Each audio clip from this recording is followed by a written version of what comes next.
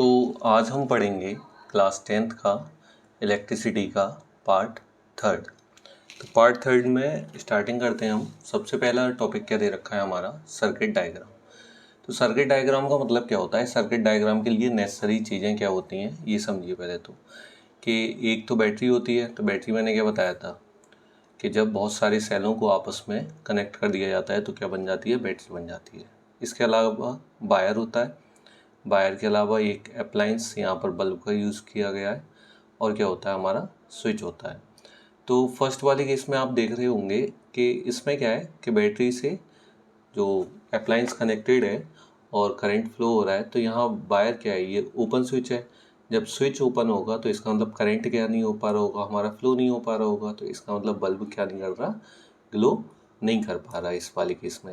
लेकिन सेकंड वाले केस में हम जब देखेंगे तो ये क्लोज स्विच है। क्लोज स्विच का मतलब क्या है कि वायर एक दूसरे से क्या हो गया, कनेक्ट हो गया। अब जैसे ही कनेक्ट हो गया तो करंट क्या हो पा रहा होगा, फ्लो हो पा रहा होगा, तो बल्ब क्या कर रहा है हमारा, ग्लो कर रहा है।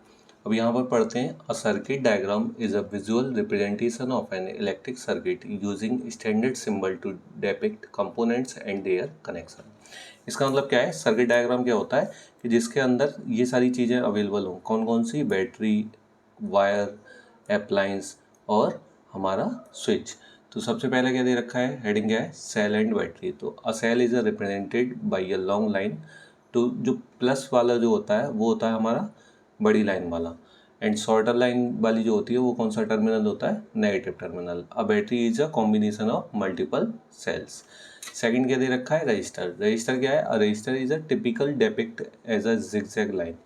तो जिगजैग लाइन वाले आपने देखे होंगे, ये वाले जो होते हैं वो कौन से कहलाते हैं, रेजिस्टेंस कहलाते हैं। थर्ड पॉइंट दे रखा है स्विच। स्विच क्या होता है, a switch is shown as a gap in the circuit, open और line connecting the gap close. तो इस वाले केस में क्या था, ओपन था, तो इसका मतलब क्या था, करंट क्लोज, वो फ्लो नहीं हो पा रहा था। और इस वाले केस में क्या था, क्लोज था, तो करंट क्या हो जा रहा था, फ्लो। अमीटर मैंने बता रखा है, अमीटर क्या होता है, अमीटर होता है जो करंट को मेजर करता है। So measure electric current in a circuit connected in a series. Voltmeter क्या बताया था, वोल्टमीटर जो वोल्टेज को करता है मेंटेन, तो वो क्या कहलाता है हमारा, वोल्टमीटर कहलाता है। मतलब जो पोटेंशियल डिफरेंस को मेजर करता है वो क्या कहलाएगा, वोल्टमीटर। और wires represented by a straight line connecting all components in a closed loop. मतलब ये जो है ये क्या है हमारा, वायर है। अब इसके बाद आता है ओम्स लॉ। अब सबसे पहले एक मैं लाइन लिख रहा हूँ। तो देखो, एक थे हमारे ओम भैया, ठीक है। ओम भैया ने क्या बोला था कि जितना तुम करंट बढ़ाओगे, जितना क्या बढ़ाओगे, करंट बढ़ाओगे, करंट का मतलब क्या है, आई बढ़ाओगे, उतना ही क्या बढ़ेगा, वोल्टेज बढ़ेगा, मतलब वी बढ़ेगा। तो इसका मतलब क्या हो गया, आई किसके डायरेक्टली प्रोपोर्शनल हो गया, V K. So according to Ohm's law at constant temperature, ये इंपॉर्टेंट पॉइंट है, इसको याद रख लेना, टेम्परेचर चेंज नहीं करना है। At constant temperature the current flowing through a conductor is directly proportional to the potential difference across its ends. मतलब क्या है कि जितना हम क्या बढ़ाना है, करंट बढ़ाना है, उतना ही क्या बढ़ेगा, वोल्टेज बढ़ेगा। और जितना करंट घटाएंगे तो उतना ही करंट वोल्टेज क्या होगा, घटेगा। So if I is the current flowing through a conductor and V is the potential difference. मतलब आई क्या है यहाँ पे, करंट है, और वी क्या है, पोटेंशियल डिफरेंस है।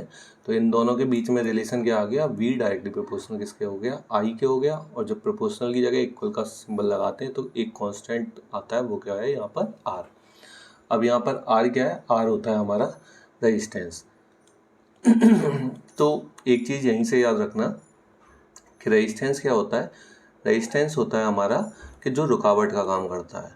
तो जो रुकावट कौन कर रहा होगा, मतलब एक तरीके से रुकावट जो काम कर रहा होगा वो कौन कर रहा होगा, रेजिस्टेंस कर रहा होगा। आर से याद रखना रुकावट, और आर से क्या है हमारा, रेजिस्टेंस। अब रुकावट का मतलब किसकी रुकावट कर रहा होगा, जो करंट की रुकावट कर रहा होगा, मतलब करंट को फ्लो होने से क्या कर रहा होगा, रोकने का जो काम कर रहा होगा, वो क्या कहला रहा होगा, हमारा रेजिस्टेंस कहलाता है। तो अब strength of an electric current in a given conductor depends on two factor. अब ये किस किस पे डिपेंड करता है, क्या, इलेक्ट्रिक करंट, मतलब आई किस पे डिपेंड करता है।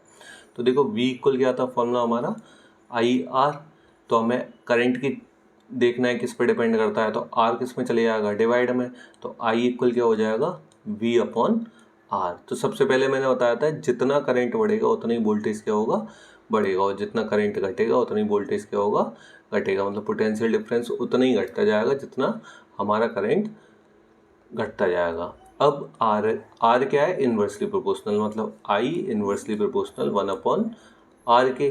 तो इसका मतलब क्या हुआ, रेजिस्टेंस किसका काम कर रहा था, रुकावट का। तो रेजिस्टेंस जितना ज़्यादा बढ़ता जाएगा करंट उतना ही ज़्यादा क्या हो जाएगा, कम हो जाएगा, और रेजिस्टेंस जितना ज़्यादा कम होता जाएगा करंट उतना ही क्या हो जाएगा, बढ़ता जाएगा।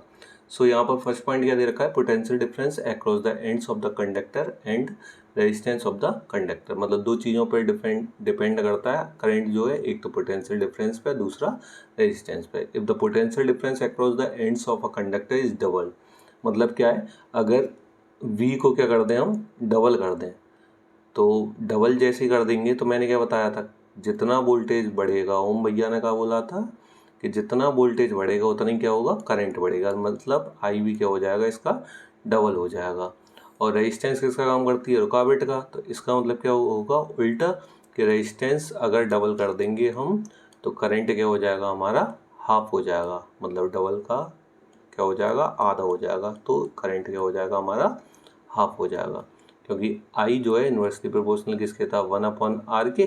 तो इसका मतलब 1 क्या हो जाएगा, 2 हो जाएगा, तो 1/2 का मतलब क्या हो गया, हाफ हो गया। अब आगे हेडिंग क्या है, रेजिस्टेंस ऑफ अ कंडक्टर। तो रेजिस्टेंस मैंने अभी क्या बताया था, रेजिस्टेंस किसका काम करती है, रुकावट का। तो रेजिस्टेंस जहाँ भी होगा वो किसका काम कर रहा होगा, रुकावट का काम कर रहा होगा। इसका मतलब क्या है, रेजिस्टेंस है किसका दुश्मन है, बताओ जल्दी बताओ, करंट का दुश्मन। तो करंट का दुश्मन कौन है, रेजिस्टेंस है, मतलब रेजिस्टेंस जितना ज़्यादा करंट उतना कम, रेजिस्टेंस जितना कम करंट उतना ज़्यादा। So the property of a conductor due to which it oppose the flow of current, किसका अपोज करता हो, करंट का, through it is called resistance. तो अब V इक्वल देखो फॉर्मूले से, एक ही फॉर्मूले से चल रहा होगा, V इक्वल फॉर्मूला क्या था, IR। अब हमें किसका फॉर्मूला चाहिए, रेजिस्टेंस का, तो I किस में चले जाएगा, डिवाइड में। सो R इक्वल फॉर्मूला क्या हो जाएगा, V/I। तो V क्या होता है, पोटेंशियल डिफरेंस, I क्या है यहाँ पर, करंट। अब इसकी अगर यूनिट निकालनी होगी तो ऐसा यूनिट क्या हो जाएगी, पोटेंशियल डिफरेंस को किस में मेजर करते हैं, वोल्ट में, तो वोल्ट आ जाएगा, और अपॉन I को किस में मेजर करते हैं, एम्पियर में, तो वोल्ट पर एम्पियर। इसके अलावा इसकी एक और यूनिट होती है, वो क्या होती है, हमारी ओम। ठीक है, ये ओम का सिंबल है। तो रेजिस्टेंस की दो यूनिट है, एक तो वोल्ट पर एम्पियर, दूसरी क्या होती है, ओम होती है। अब बात आती है कि डेफिनेशन किसकी याद करनी है हमें, 1 ओम की। तो देखो बड़ा आसान है, R इक्वल क्या था, V/I। इसका मतलब V को भी 1 वोल्ट कर दो और करंट को भी क्या कर दो, 1 एम्पियर कर दो। तो यहाँ पर क्या हो जाएगा, अगर किसी कंडक्टर में से, ये क्या है, कंडक्टर, अगर किसी कंडक्टर में से 1 एम्पियर का करंट फ्लो हो रहा है और उनके जो एंड पॉइंट हैं उनके बीच में जो पोटेंशियल डिफरेंस है वो कितने का है, 1 वोल्ट का है, तो नेट जो रेजिस्टेंस हो जाएगा वो किसके इक्वल हो जाएगा, 1 ओम के इक्वल हो जाएगा। So 1 ohm is the resistance of a conductor such that when a potential difference of 1 volt is applied to its ends, a current of 1 ampere flows through it। मतलब 1 एम्पियर का अगर किसी conductor के अंदर 1 ampere का current flow हो रहा है और उसके उस कंडक्टर के दोनों एंड का जो पोटेंशियल डिफरेंस है वो कितना है, 1 वोल्ट है, तो जो नेट रेजिस्टेंस आएगा वो किसके इक्वल आ जाएगा, 1 ओम के इक्वल आ जाएगा। अब सैम्पल प्रॉब्लम सॉल्व करते हैं। यहाँ क्या दे रखा है, potential difference between 2 points of a wire carrying 2 ampere. इसका मतलब सबसे पहले गिवन क्या है, हमें किसकी वैल्यू गिवन है बताओ, आई की वैल्यू गिवन है, आई की वैल्यू कितनी हो गई, 2 एम्पियर हो गई। देन उसके बाद क्या दे रखा है, करंट इज 0.1 वोल्ट। तो इसका मतलब दूसरी वैल्यू किसकी है, V की वैल्यू है, तो V की वैल्यू कितनी दे रखी है, 0.1 वोल्ट। पूछा गया है कैलकुलेट द रेजिस्टेंस, तो R पूछा है हमसे, तो R इक्वल क्या था फॉर्मूला, V/I। V की वैल्यू कितनी है, 0.1, सो 0.1 डिवाइडेड बाई 2, और जब 2 का डिवाइड 0.1 में देंगे तो कितना आ जाएगा हमारा, 0.05, और रेजिस्टेंस की यूनिट क्या थी, ओम थी। तो इसका मतलब रेजिस्टेंस की वैल्यू कितनी आ गई हमारी, 0.05 ओम आ गई। अब नेक्स्ट सैम्पल प्रॉब्लम क्या दे रखी है, simple electric circuit has a 24 volt battery. इसका मतलब V की वैल्यू कितनी है, 24 वोल्ट है, देन उसके बाद क्या दे रखा है, रजिस्टर ऑफ 60 ओम्स, मतलब आर की वैल्यू कितनी हो गई, 60 ओम हो गई। What will be the current in the circuit, तो इसका मतलब पूछा गया है हमसे, आई पूछा है। तो आई इक्वल फॉर्मूला क्या हो जाएगा, वी इक्वल फॉर्मूला क्या था, वी इक्वल क्या था, देखो आई आर था, तो इसका मतलब आई इक्वल क्या होगा, आर डिवाइड में चले जाएगा, वी अपॉन आर। वोल्टेज की वैल्यू कितनी है 24, रेजिस्टेंस की वैल्यू कितनी है 60, तो 6 से कैंसिल कर दो, 6 से 10 टाइम और 6 से 4 टाइम, और जब 10 का डिवाइड देंगे तो एक पॉइंट कहाँ से आ जाएगा, लास्ट से पहले आ जाएगा। तो इसका मतलब करंट की जो वैल्यू आ गई आई की, वो हमारी कितनी आ गई 0.4 एम्पियर।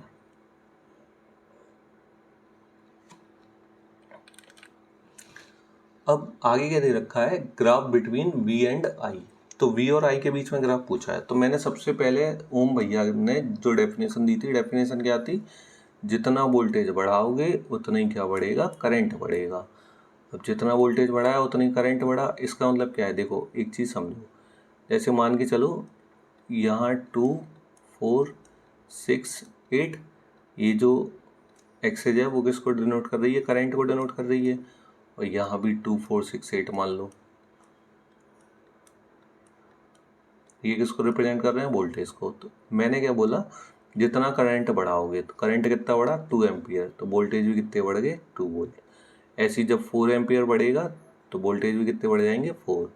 6 वाले केस में कितना हो जाएगा 6 हो जाएगा। तो इन पॉइंटों को जब मिलाओगे ना, तब ये कैसी लाइन ड्रॉ होगी, एक स्ट्रेट लाइन ड्रॉ होगी। तो इसका याद रख लेना कि वोल्टेज और करंट के बीच में जो ग्राफ बनता है वो कैसा बनता है, एक स्ट्रेट लाइन को शो करता है। So if a graph is drawn between the potential difference reading V and corresponding current values I, the graph is found to be a straight line passing through the origin। तो कैसी line पास होती है हमारे, कैसी line मिलती है, एक straight line मिलती है। तो किससे पास हो रही होती है, origin से। A straight line graph can be obtained only if two quantities are directly proportional to one another। तो मैंने सबसे पहले बताया था, ओम भैया ने जो बोला है ना भैया, वो याद रखना, बड़ा इंपॉर्टेंट है कि जितना वोल्टेज बढ़ाओगे उतना ही क्या बढ़ेगा, करंट बढ़ेगा। अब अगला टॉपिक क्या दे रखा है कि effect of length of conductor, मतलब कि इस पे जो रेजिस्टेंस है वो किस किस चीज़ों पे डिपेंड करता है। हमें ये चीज़ कैलकुलेट करनी है कि रेजिस्टेंस किस किस बात पे डिपेंड करता है। तो देखो मैं एक शॉर्ट ट्रिक बताता हूँ। आर जो है ना वो डिपेंड करता है 4 चीज़ों पे, एल, ए, एन और टी।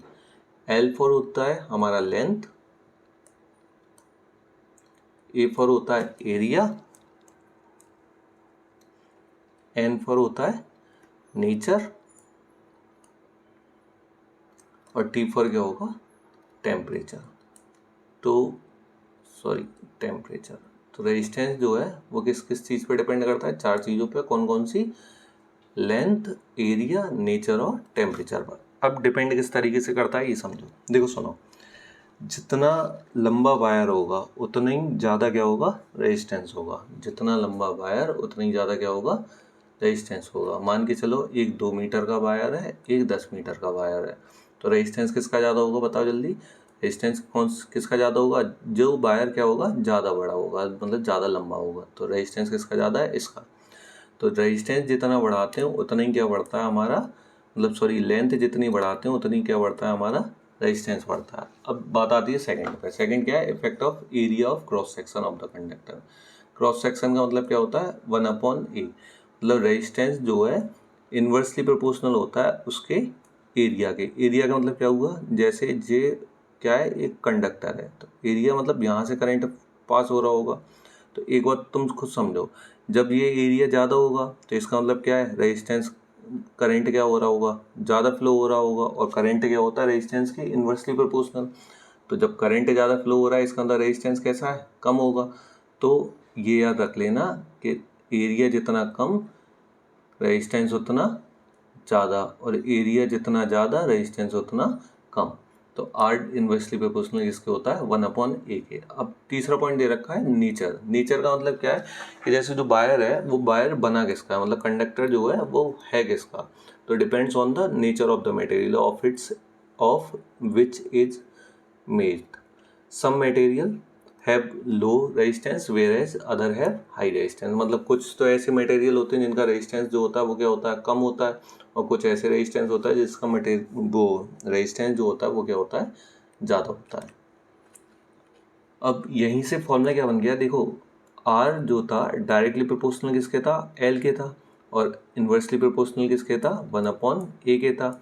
अब फर्स्ट और सेकंड इक्वेशन अगर इन दोनों को मान लोगे तो इन दोनों से क्या बन जाएगा कि आर प्रोपोर्शनल एल ऊपर L into 1/a, so L बन जाए एल हो जाएगा तो L/a, और जैसे ही इस प्रोपोर्शनल का सिंबल हटाएंगे, इक्वल का सिंबल लगाएंगे, तो इसकी जगह क्या आ जाएगा, R इक्वल रो L/a। अब यहाँ पर रो क्या होता है, तो रो याद रखना, रो क्या होती है, रेजिस्टिविटी होती है, resistivity of the material.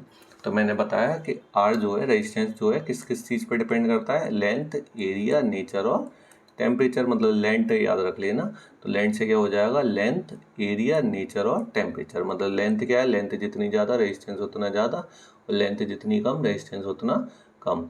Area क्या था, उल्टा था, मतलब एरिया जितना ज़्यादा रेजिस्टेंस उतना कम, और एरिया जितना कम रेजिस्टेंस उतना ज़्यादा। नेचर किस तरीके से था, नेचर पे डिपेंड कैसे करता है कि किसी किसी मटेरियल का जो वायर बने हुए रहते हैं उसमें क्या होता है, कोई कंडक्टर का जो रेजिस्टेंस होता है वो ज़्यादा होता है और किसी कंडक्टर का रेजिस्टेंस क्या होता है, कम होता है। और टेम्परेचर का इफेक्ट कैसे पड़ता है, resistance of all pure metal increase on raising the temperature and decrease on lowering the temperature. इसका मतलब क्या है कि जो भी मेटल होते हैं वो अगर उनका क्या बढ़ा दो, करंट बढ़ा दो, increase on raising the temperature, मतलब क्या हो जाता है, उनका रेजिस्टेंस क्या हो जाता है, टेम्परेचर बढ़ाने पर बढ़ जाता है और घटाने पर घट जाता है। तो आज की वीडियो में इतना ही, अब 4th पार्ट में मैं अपलोड कर दूंगा। और अगर आपको वीडियो समझ में आ रही है तो प्लीज़ लाइक करें, शेयर करें और सब्सक्राइब करें।